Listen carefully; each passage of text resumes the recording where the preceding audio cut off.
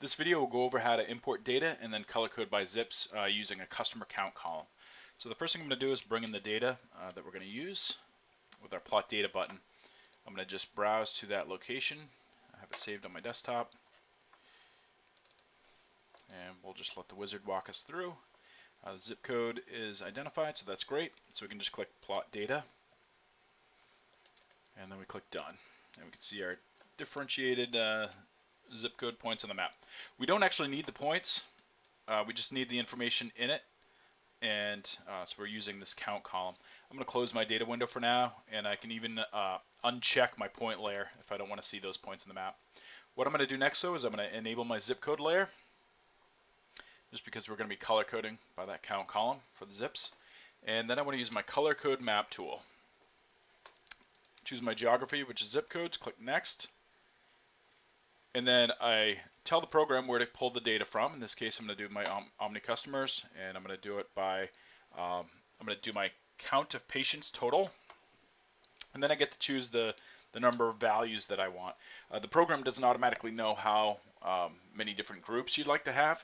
So this is where looking at your actual data might be handy to see what we want to do. So we can do, if we want to stick with 5, we could do 1 to 2, we could do 1 to 1, 2 to, actually let's do 1 to 2, 2 to 3, 4 to 10, 11 to 50, 51 to 125. I'm going to change those colors around, make the more dramatic ones stand out, and I have my color coded zip codes.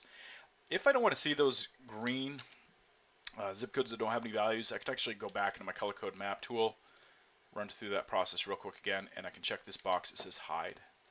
Then we click done, and we still have our color coded zips on the map. And if we look around Pennsylvania,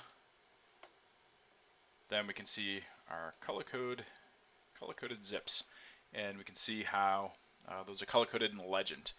I can also take it a step further if I want to add data, if I want it to appear in a label.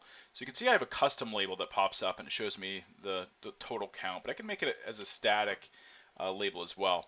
So if I go into zip codes and click on this little settings gear to open up manage map and data, I can click on labels. And if I click on format labels, I can choose auto labels. And then if I check the box number 1, I can do count of patients.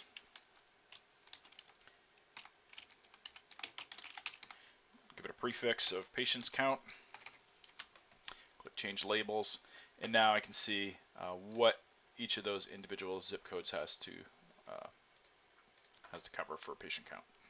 We can play around with the way that the label looks. Through our managed map data, we can make them small, medium, and large. If you have any questions, please let us know. Thanks and have a great day.